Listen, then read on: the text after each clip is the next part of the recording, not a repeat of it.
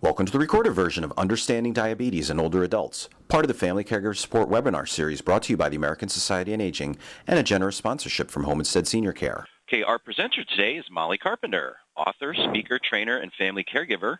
Molly brings years of personal and professional senior care experience and training to families dealing with dementia care. In her current role, Molly works with a team responsible for ensuring that the Homestead Senior Care Network's 60,000 caregivers worldwide have the resources necessary to effectively provide quality care in the home and understand the importance of their work enhancing the lives of those they serve. Molly holds a Bachelor of Science degree in Family Science with a gerontology specialization from the University of Nebraska-Lincoln and a master's degree in education with a gerontology specialization from the University of Nebraska-Omaha. And with that, I'd like to welcome our presenter today, Molly Carpenter. Thanks for being here, Molly. Thank you, Steve, for that introduction, and thank all of you. I want to thank you guys for all joining the call today and joining the webinar. I was just thinking this morning how this is maybe our 7th or 8th session that we've had this year, and I'm just so thrilled to be with you all and to talk about these topics. And I just love that we're all connected together to really help family caregivers. And I usually start these sessions with saying, boy, this is such an important topic for family caregivers, and it is. Diabetes is one of those chronic conditions that really needs that continual monitoring, and it raises a lot of questions, and it adds some complications to that caregiver role. So today we're going to talk a lot about the ins and outs of diabetes and talk about ways that we can keep supporting family caregivers if they are caring for somebody with diabetes. So on the slide that you see there with the numbers, I want to just paint the picture of diabetes, of this chronic condition. But before I go through those numbers, let's just make sure we're all on the same page and talk about what exactly is diabetes. And basically, it's a group of diseases characterized by high blood glucose levels. Our bodies break down most of that food that we eat and intake every day into glucose, and then it uses it for fuel. Well, in order for the glucose to get into our cells, it needs insulin. Now, I know a lot of you know that definition and know what diabetes is, but I've sort of tried to put it in a context to where it's easily said to a family member. So I'm trying to think of it in ways that we can easily communicate this to families. In people with diabetes, their pancreas either produces little to or none or very low insulin levels, or their cells are not responding appropriately to insulin. Now, as you can see on the slide, when we talk about how many people have diabetes, well, according to the Center for Disease Control, in a report in 2014, it's estimated that 21 million people in the United States have diabetes and have been diagnosed with diabetes, but this is what really floored me, is another 8.1 million had undiagnosed diabetes. Very concerning there. Diabetes is also the 7th leading cause of death in the United States, and this number was based on a 2010 on all the death certificates in which diabetes was listed as the cause of death. So we don't have an updated 2014 number at this time. So what does all of that equate to in dollars? Let's look at the cost of diabetes on the next slide. Now, the most recent number we have is from 2012, and it's estimated that the cost of caring for somebody or the cost of having diabetes in the United States is $245 billion. Now, that's if we add up the direct and indirect costs. When you look at when we adjust for population, age, and sex differences, average medical expenditures among people with diagnosed diabetes have 2.3 times higher costs than people without. And so when we think about why that happens and what are those direct costs, those largest components of the medical expenditures are the hospital and patient care. It's the number one cost, and that's about 43%. You also got to think about prescription medications to treat diabetes, and all the side effects and the symptoms of diabetes is around 18% of that total cost. Then we have to look at the diabetes supplies and the anti-diabetic agents, about 12% of that total direct cost. And then there's extra physician visits, and there could be even nursing or residential facility stays.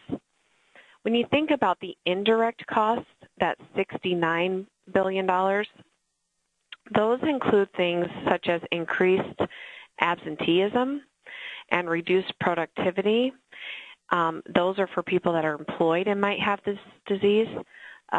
You've also got to look about the inability to work as a result of the disease and lost productivity. Now, when you think about the family caregiver, those costs, it's hard to put a number to those. And you think about some of those costs like absenteeism from work, reduced productivity at home or at work due to all the stress and worry. And then you definitely can't put a price tag on the quality of life for these family caregivers. And kind of be thinking about, as we go through this webinar today, the quality of life of even this family caregiver when we're talking about the complications of diabetes. So today on the next slide, I want to talk about the objectives of what we want to cover today.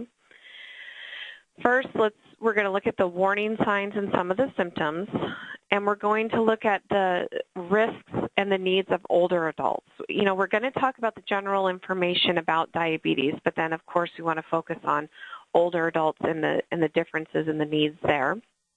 And then we'll look at tips to manage this disease and learn some ideas on how we can even prevent diabetes that we can share with family caregivers so that they're better prepared.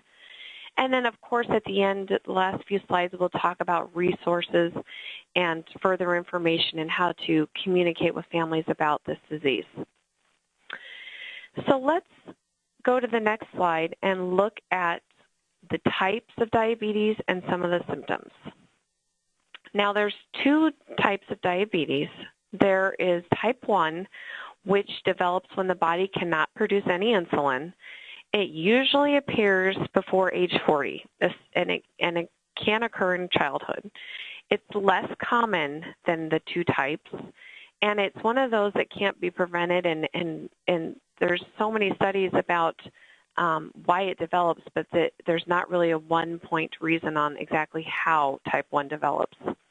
Type 2 is diabetes. It develops when the body can still make some insulin, but not enough, or when the insulin that is produced, it doesn't work properly, which is sometimes called insulin resistance. Now, there is a third type of diabetes. That's the gestational diabetes that occurs in pregnancy and then goes away. But for this webinar, we're going to really just focus on the first two types.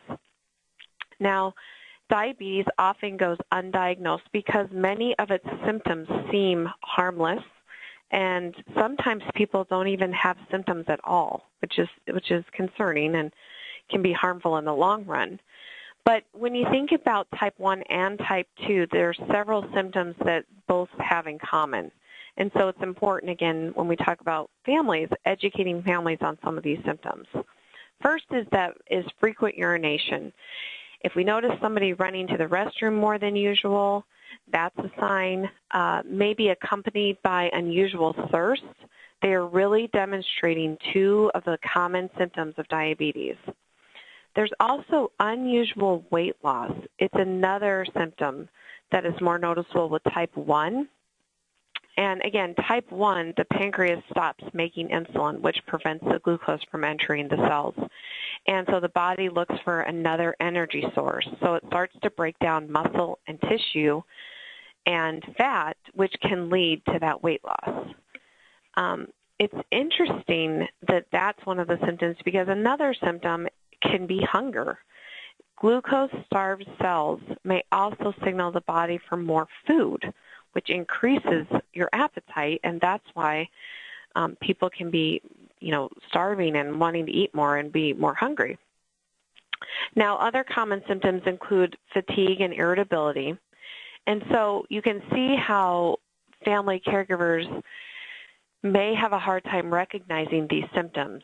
Aside from, frequent urination, that's probably something that can be noticed in unusual thirst, but the other ones are very, maybe fatigue or irritability, maybe they are just in a bad mood for the day. So it's really hard to figure out for a family caregiver, is this something serious or is this just the person having a bad day, so to speak? Now, type 2 diabetes has some less common symptoms, including recurring or frequent infections, blurred vision, and cuts and bruises that are slow to heal. Also, reoccurring skin or gum or bladder infections is another sign. And those are a little bit more obvious, but they're also less common, of course. Tingling and numbness in the hands or feet or neuropathy is another symptom. Because type 2 has a gradual onset, people are often not aware that they have it, and nerve damage could be happening for years before the diagnosis, so that's a little frightening to consider. And according to the American Diabetes Association, testing high-risk people, even without symptoms, and early detection of diabetes symptoms and treatment can decrease the chance of developing the complications of diabetes. So knowing that these symptoms and knowing some of the signs, it's really important to educate family caregivers that even if something's different or even if the little things, it's important to note those and be aware of those things so that they can talk to the family doctor next time they're in for an appointment. And maybe it isn't diabetes, but it's always good to get those things checked and be at top of mind, especially if the person's at a risk factor. All right, on the next slide, let's look at the tests that can be performed to determine whether somebody has diabetes or not. Now, if someone is experiencing the symptoms or families notice some of these symptoms, or maybe they're at risk for having diabetes, their doctor may already be monitoring, or a family can ask the doctor to start monitoring for diabetes or pre-diabetes, which is like the precursor to type 2 diabetes. Pre-diabetes means that your blood sugar is higher than normal, but not high enough to be classified as type 2. But if it goes untreated, it'll likely turn into type 2 within 10 years or less. So again, it's not inevitable, and if families are aware that there is a way to prevent it and lifestyle changes can bring the blood sugar back to normal, then it's really important that we're sharing this information that the doctor's monitoring. So let's get back to testing. The first and most common test is a fasting blood sugar test. For this, it is necessary for the person to fast overnight, usually at least 8 hours, and then they have their blood drawn and tested in a lab the next morning. And this test can be done in a doctor's office using a glucose meter. Another option that is infrequently used is a glucose tolerance test. Now, this also requires fasting overnight, and the next morning the doctor takes a baseline plasma glucose test before giving up the patient a dose of glucose, usually in the form of a very sweet-tasting drink. Blood samples are then taken over a period of hours to measure the blood glucose level. So again, that's not as frequent. The first one is the most common in the blood glucose test. Now, there is a third and the simplest diagnostic test is the hemoglobin A1C. And this blood test requires no fasting. So if the doctor confirms that a patient has diabetes, it is normal to feel many different emotions and may cause the person considerable stress. So let's look at the next slide on how we can help the patient and the family deal with this diagnosis. And we got a lot of this information from the American Diabetes Association, and what they are saying is that how a patient perceives this diagnosis will greatly affect how successfully the diabetes is managed. And I would also argue that the caregiver's reaction and attitude will greatly affect the treatment as well.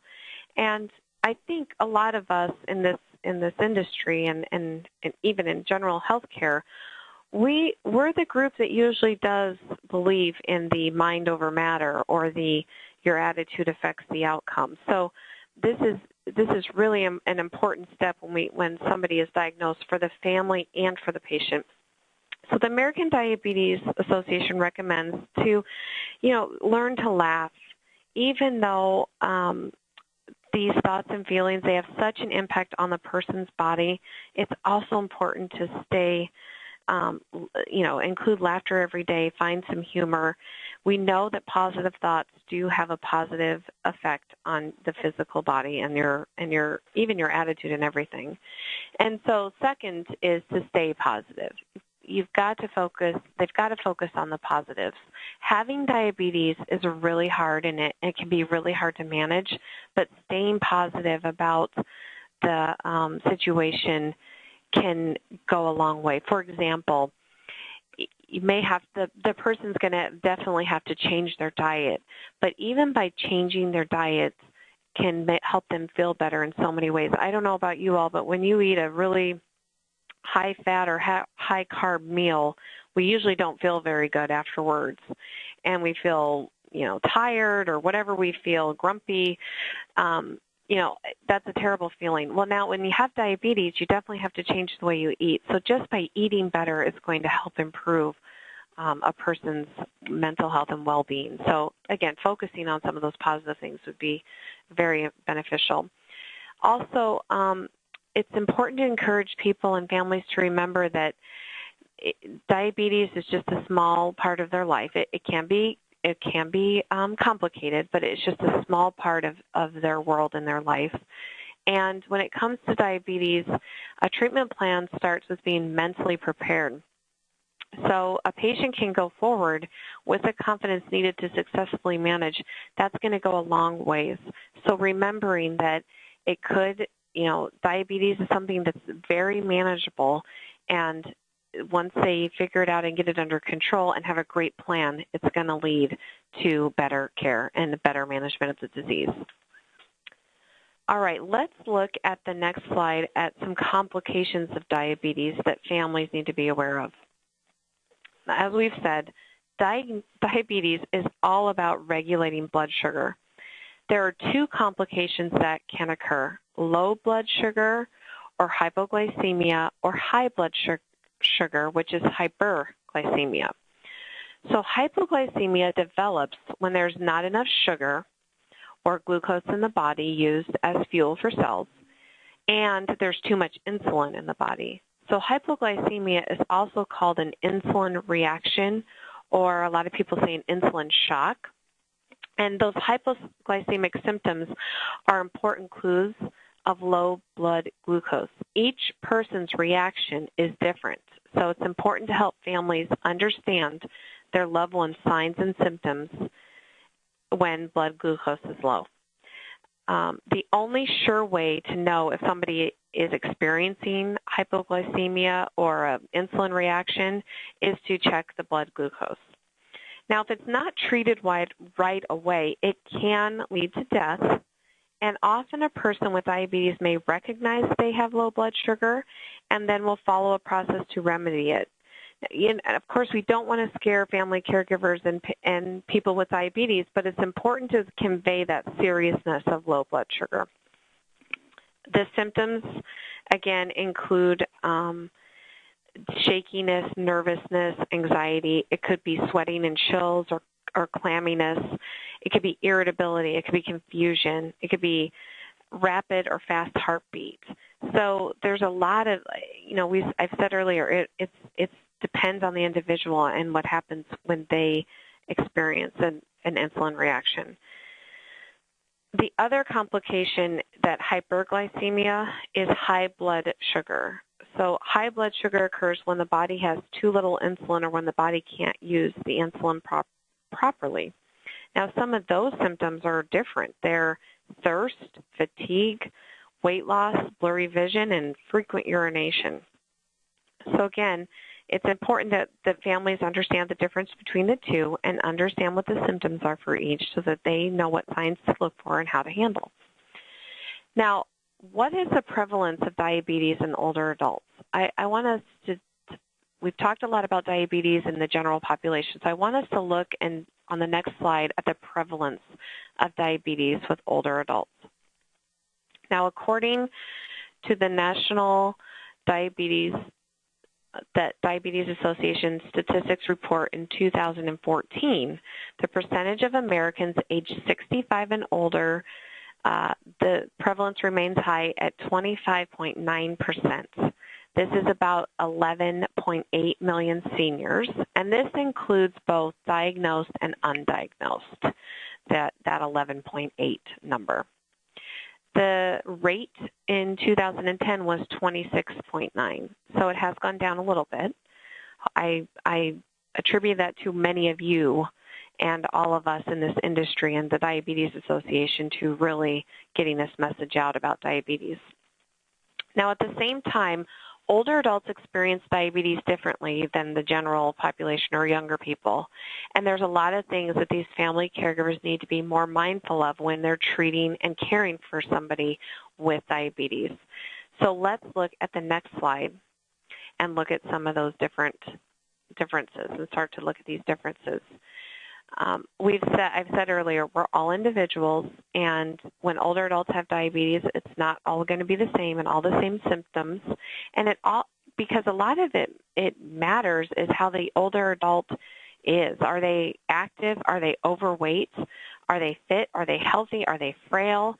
How many chronic conditions do they have? Or do they have, is there anything there that can complicate diabetes? So when we talk about this, it's very individualized. You have to think of it as very individualized. But the overall goals of diabetes management in older adults, they're pretty similar to those in younger adults, but there's still some nuances that we're going to cover today. In frail elderly patients, that avoidance of low blood sugar, low blood pressure, and drug interactions are much greater concern than it would be for a younger person with diabetes. So managing those coexisting medical conditions, again, very important when we think about it in comparison to younger people with diabetes.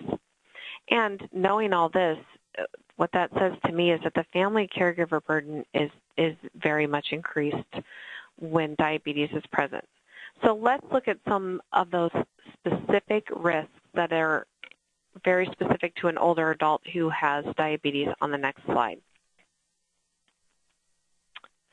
People with diabetes are at an increased risk of developing serious health problems.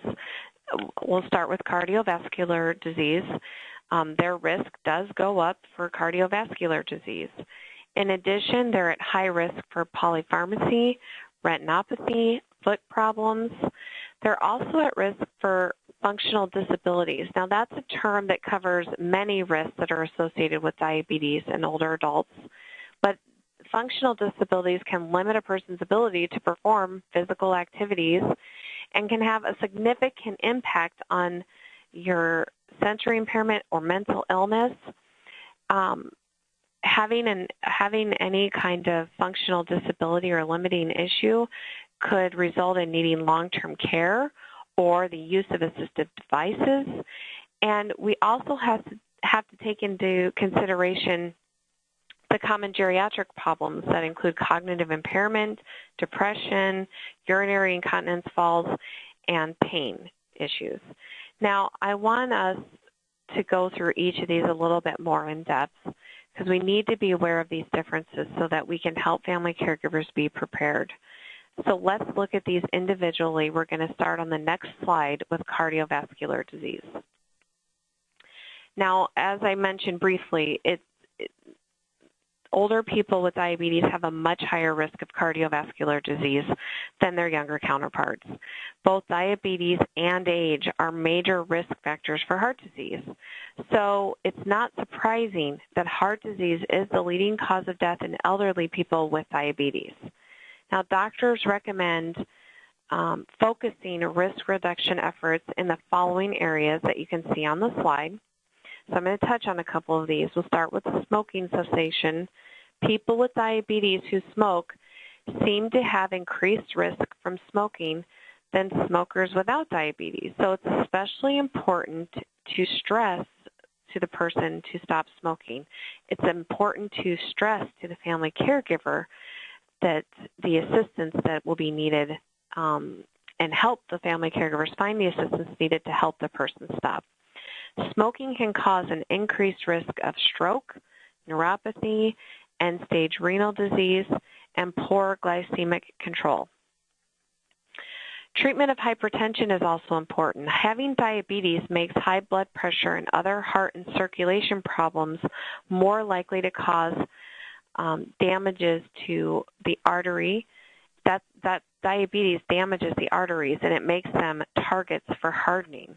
This can cause high blood pressure. If it's not treated, it can lead to blood vessel damage, and then we get to the stroke risk, the heart failure, heart attack, and kidney failure. So you can see how all of this is connected and how it can cause a major concern. Of course, exercise would be a focus of doctors and what they're recommending to people, older people. We've talked a lot about exercise. It's beneficial to help maintain that physical function. It reduces the cardiac risk. It helps improve insulin sensitivity in patients with diabetes. And in older adults, exercise also improves body composition, arthritic pain, reduces falls. You know me, I could go on forever on all the benefits of exercise. But studies have even shown that people, elderly people that have used weight training, they should also use aerobic exercises. I mean, all of these things are very beneficial. I think when we're talking about exercise and wellness in general, this is just another, another point we could make when we're trying to sell the benefits. We could sell, diabetes prevention as one of the reasons to start exercise besides all the other great benefits. Okay, on the next slide, let's look at polypharmacy. Now, polypharmacy is the use of multiple drugs at one time, and it's definitely common in older adults. I'm sure we all see that every day. Elderly diabetic patients often require multiple medications to adequately and appropriately treat their diabetes. Careful attention to avoiding drug interactions and even limiting unnecessary medications and choosing drugs that are most appropriate for elderly patients is so crucial. This is important information to share with caregivers so they can speak up and be the voice for the person with diabetes. Understanding that there's those drug interactions and understanding what each medication is for, even helping families learn to ask those questions to the doctor, that might help reduce some of these issues or prevent any issues from happening. Now, according to the Georgetown University Center, and adults with diabetes fill about 4 times as many prescriptions and spend about 4 times as much money on prescription drugs than the general population. Side effects, we've talked about this, of different medication can cause a whole set of problems on their own. And we think about it, it can really impede the person's ability to manage their diabetes. So again, when we talk to families about this, keeping that medication list up to date, reviewing it on regular doctor visits, very important tips to share with family caregivers. Okay, on the next slide, let's look at eye problems and complications that are sometimes associated with diabetes in older adults. Diabetic eye disease refers to a group of eye problems that people with diabetes may face as a complication of diabetes. All can cause severe vision loss or even blindness. Retinopathy causes damage to the blood vessels at the back of the eye. And so the longer a patient has diabetes, the more at risk they are for developing retinopathy. Regular eye examinations are therefore very important for elderly diabetic patients because poor vision, we know what that can lead to: social isolation, increased risk for accidents, the inability to measure blood glucose and see the numbers, and even being able to draw insulin. So it's really important to think about, we know that eye and retinopathy concerns are associated with diabetes, but to really put it to a family member of what that can lead to, it goes back to putting yourself in that person's shoes. Poor vision I mean, I even remember my grandmother, she loved to do word puzzles, and she loved to watch Wheel of Fortune. So when her vision failed, two things she loved to do to find, fun and satisfaction and use her brain were very affected by vision. So just helping families understand the impact. So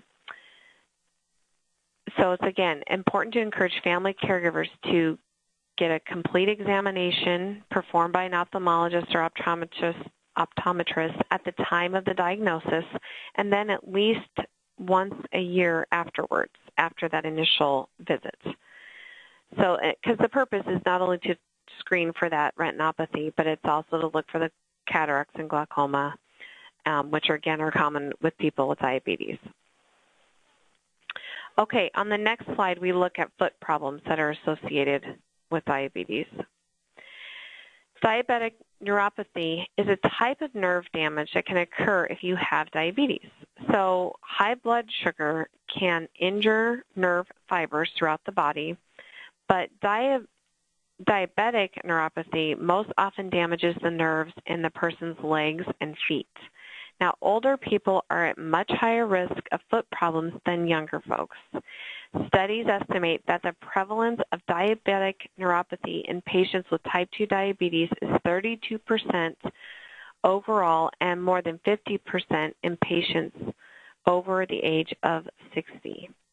So in addition to the increasing prevalence of neuropathy with age, more than 30% of older diabetic patients cannot see or reach their feet, and therefore may be unable to perform routine foot inspections. It is recommended that elderly diabetic patients have their feet examined at every doctor visit. This examination should include an assessment of the patient's ability to see and reach his or her feet, and inquire about other family members or friends that could be trained to do routine foot inspections. So again, here it goes back to when we think about a family caregiver, this is another complication and another thing, another symptom and another action that they're going to have to be responsible for when the person they're caring for has diabetes. So it's important that we encourage family caregivers to visit the podiatrist on a regular basis. Okay, next let's look at cognitive impairment and diabetes on the next slide. The American Diabetes Association has done a lot of studies, and they've done a lot of analysis, and they did a meta-analysis where they looked at 33 different studies and came out with some results. And one of the results that they determined is that those people that had type 1 diabetes demonstrated a significantly lower performance on intelligent metrics, the speed of information processing, that psychomotor efficiency, visual and sustained attention, and visual perception. So when we think about type 1 diabetes, what they're saying is that there are some concerns about cognitive impairment and some issues associated. Now, lower cognitive performance in diabetic patients appear to be associated with the presence of the microvascular complications, but not with the occurrence of severe hypoglycemic episodes or with poor metabolic control. And so think about it as, so nerve damage, not low blood sugar, was what was causing these concerns and causing these complications, which I thought was very, very interesting.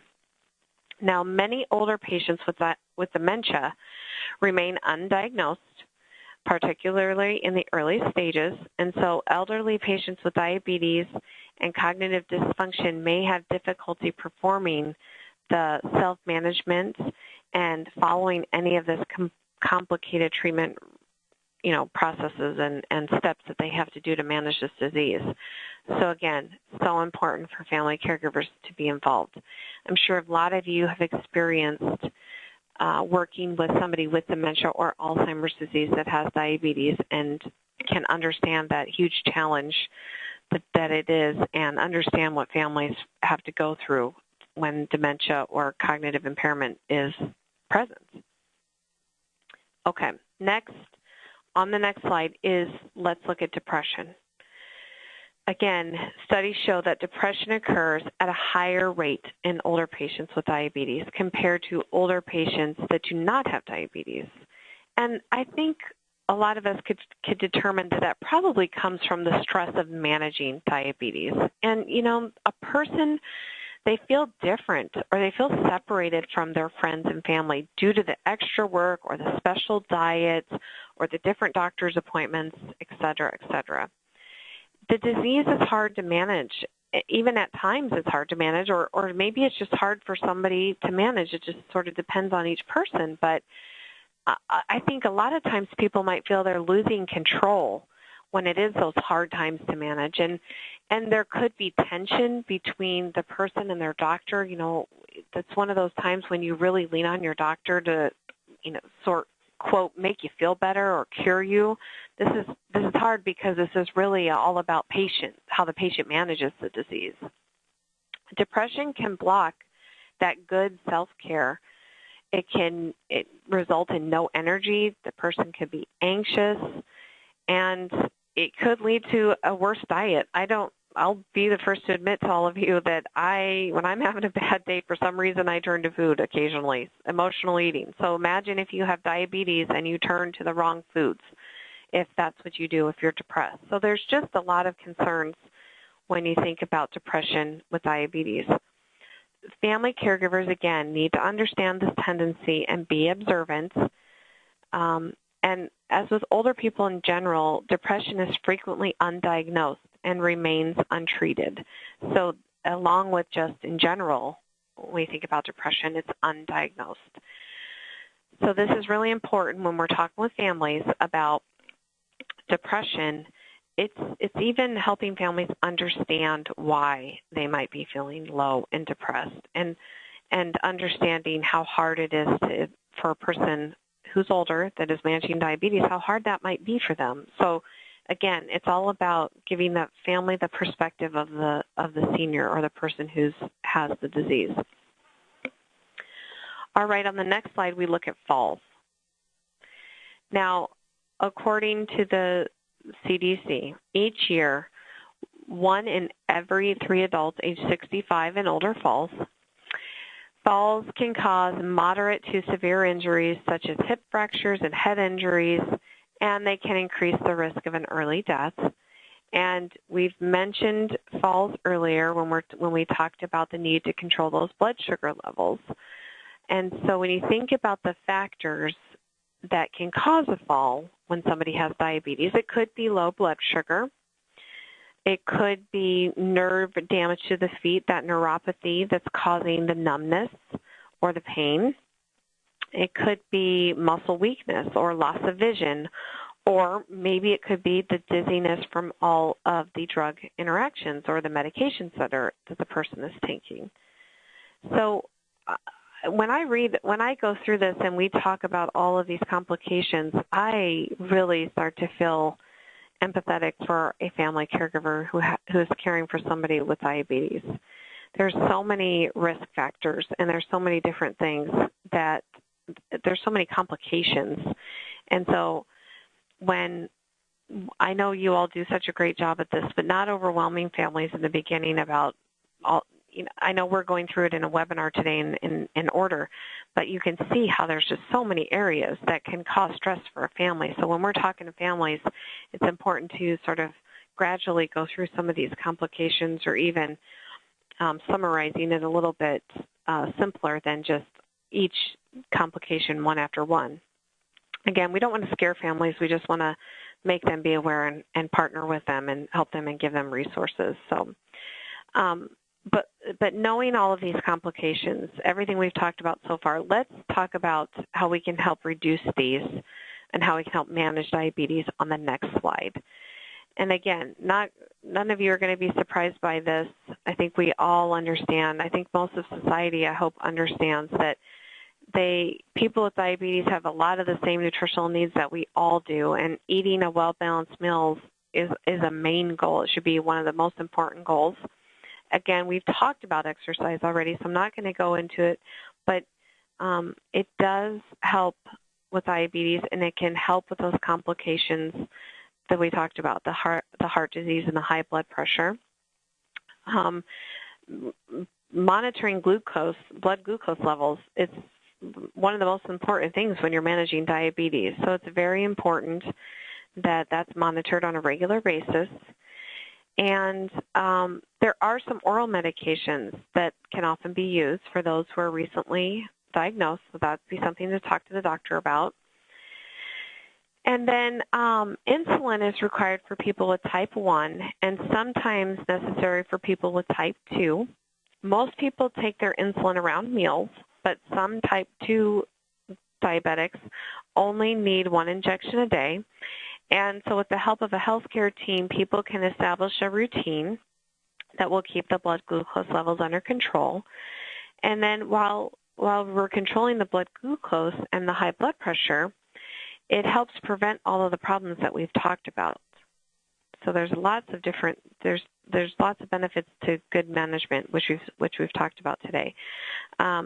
If kidneys fail and if things are not going well, and sometimes the kidneys get damaged from some of these treatments, then obviously there is options for kidney transplants, or if maybe even a pancreas transplant might be necessary. Now, those are pretty rare, and those are, very extreme situations. But I think when we talk to families, understanding that if things don't go well, or if this is a very serious case, or the person really needs a lot of maintenance or management on the disease, it might motivate people to manage better or take this seriously and do everything that they need to do. So the good news is that with the proper management, diabetes can be controlled. But can diabetes be prevented? Well, let's talk about that on the next slide. One of the biggest things about diabetes, or the biggest driver, is being overweight. So excess weight, as you all know, increases the risk of heart disease, stroke, high blood pressure, bad cholesterol, high blood glucose, all of those things. So when we talk about diabetes and is it preventable, all of those things are manageable. The excess weight is something that we do have some control over. Smoking is another factor. We've talked about that today as well. It hurts the lungs and the heart. It lowers the amount of oxygen that gets to the body's organs. It raises that bad cholesterol, and it raises blood pressure. Now, there are some risk factors for diabetes that can't be changed, such as age and race and gender and family history. However, people can prevent or delay the onset of type 2 diabetes through a healthy lifestyle. And I talked about this a little bit earlier when we were talking about pre-diabetes. So the good news is that it's not inevitable. Lifestyle changes can bring the blood sugar levels back to normal. Eating healthy is one of those ways, probably one of the most important things that can be done to lower the risk for type 2 diabetes and heart disease. And we talked about, like, for example, people can eat more fresh vegetables and fruits and whole grains and buy leaner meats and eat smaller portions. It's also about, drinking less of the sugary sodas and eating fewer sweets and watching those carbs with the chips and other snack foods, or those foods that don't have any nutritional value. So those are some examples of eating healthy that, again, not only, help with the risk of diabetes, but many, many other things as well, such as heart disease. We talked about how mentally beneficial that is as well, to eat better. Now, we've talked about physical activity. Again, it's very important when we're talking about prevention of diabetes. And the American Diabetes Association suggests 4 components to a physical routine. And I thought this was interesting. So I know we've talked about exercise, but I just want to share that first they recommend is just walking. And maybe it's just using the stairs or moving around a little bit more throughout the day. And I know with seniors, stairs are usually not a good recommendation, but maybe it's moving around a little bit more, just walking around the house a little bit more, making those intentional breaks to get up and move around, maybe walk around the backyard a couple times. It's also then they recommend to add that aerobic exercise and really, start with some brisk walking or a little bit farther walking, maybe even talking about swimming or a dancing class. So the American Diabetes Association wants you to sort of start slow, but as you start to see the benefits with just doing a little bit, you move to the next level. So the third level would be the strength training. And that's, again, I know when I picture strength training, I'm in the gym with these huge barbells, but that doesn't have to be that kind of strength training. There's lots of modified exercise classes for seniors. And then the fourth is just doing some flexibility exercises and some stretches. A lot of us would even benefit from all of that, but we could even print out some simple stretches that we can share with people with diabetes. We can share them with families so that when families are visiting their person or caring for their person, they could sit and do the stretches with them. That would be fantastic for a family caregiver to do as well. So diabetes doesn't have to be a given. When we think about incorporating these simple measures and managing this effectively, it is possible to live a happy and healthy life with diabetes. So when you think about a family caregiver perspective, think about all these extra care techniques that are needed, though, from testing to help managing that healthy diet, monitoring the person for symptoms, specialized doctor's appointments. This is overwhelming to think about. So the more we can do to help family caregivers understand that there is a risk, but that it can be prevented is crucial. So from a stress, cost, and quality of life factor, we need to help educate on this topic and need to help educate on the prevention aspect of this diabetes. So with that, let's look at resources on the next slide. And again, these are the American Diabetes Association is a great website. It's a great resource. They have lots and lots and lots of information. We've actually partnered with them with some different trainings, and we really we've worked with them with trainings, and they're one of our partners. So we love working with them. They have volunteers all across the country. They have they dedicate themselves to improving the lives and even finding a cure one day for diabetes. The caregiverstress.com is a great website as well. It has so many articles and videos about living with diabetes. It can really help family caregivers gain some more information and gain some answers. And then the onset.com website has many helpful articles and videos about dealing with diabetes. So let's look at next steps on the next slide. Kind of close up here. I hope you found this presentation helpful and encouraging. I know we've gone over a lot of information today, but it's likely that many of you are working with clients and their families and with people that have diabetes. So here's some final tips and some next steps. It's really about helping families understand the signs and the symptoms. It's encouraging families to be involved to help manage. It can be complicated, so they need to stay involved, or maybe that's when it's appropriate to hire a non-medical caregiver to be the eyes and ears and to sort of monitor those symptoms, or a neighbor or somebody like that. It's also important for families to talk with the doctor on a regular basis. Probably need to go to a lot of those doctor's appointments and be in the conversation to help. Keeping a journal with diet information and symptoms, even I'd say medications. This is so important to spot trends, or if there's any decline, it's really going to help with the doctor's visits, and it's going to ensure that it's accurate. I know a lot of us, when we go to the doctor, we try to, I felt pretty good for most of these weeks, but it could have been 5 bad days in a row. So it's really important to sort of have that accuracy of the situation for the doctors. And then again, encourage that healthy lifestyle. Families there's so many websites for nutritious meals these days. So helping figure out those nutritious meals, maybe families helping them meal plan or grocery shop. Lots of dietitians are in those grocery stores now, so getting tips from them. And really encouraging the right choices if you're going out to eat, if the family's going out to eat and the person is there with diabetes. So just to summarize, just those few tips to really help families I know all of you do such a great job when visiting with families, but just even knowing we're there for them and that we're their partner and we're going to help them through that is so comforting to them. And so you're all doing such a great job.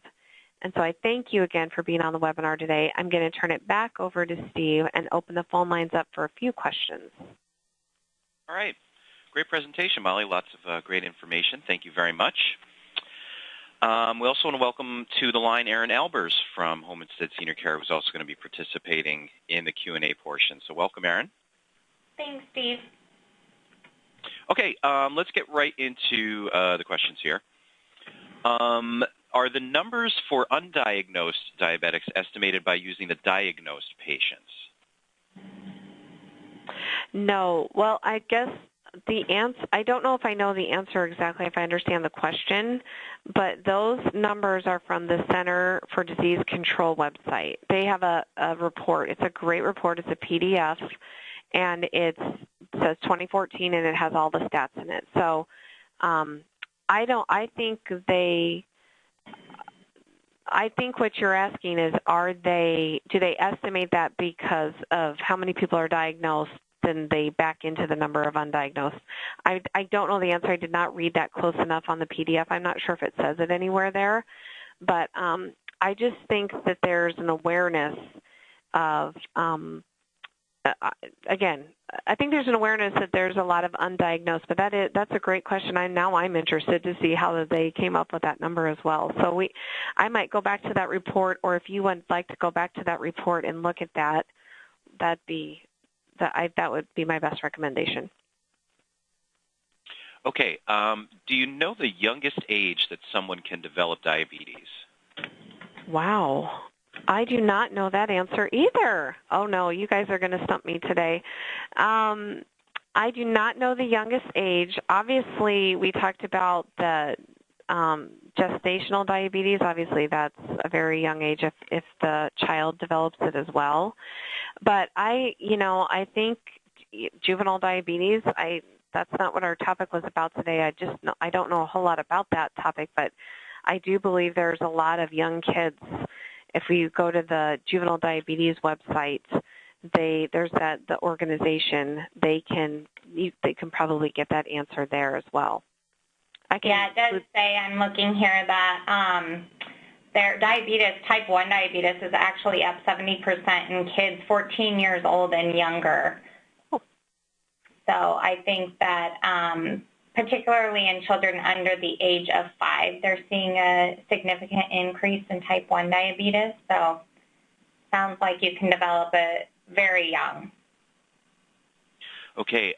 The next question is, since diabetes can be somewhat of a preventable disease, what can we do to speak more to young people who are really involved with not eating well, drinking a lot of sugary sodas, energy drinks, things of that nature? How can we reach out to the younger people who might potentially be at risk for diabetes, 10 years down the line, 15 years down the line? I don't know if there's a quote, silver bullet in that answer. I think there's so many different ways that we can reach young people about this issue. I think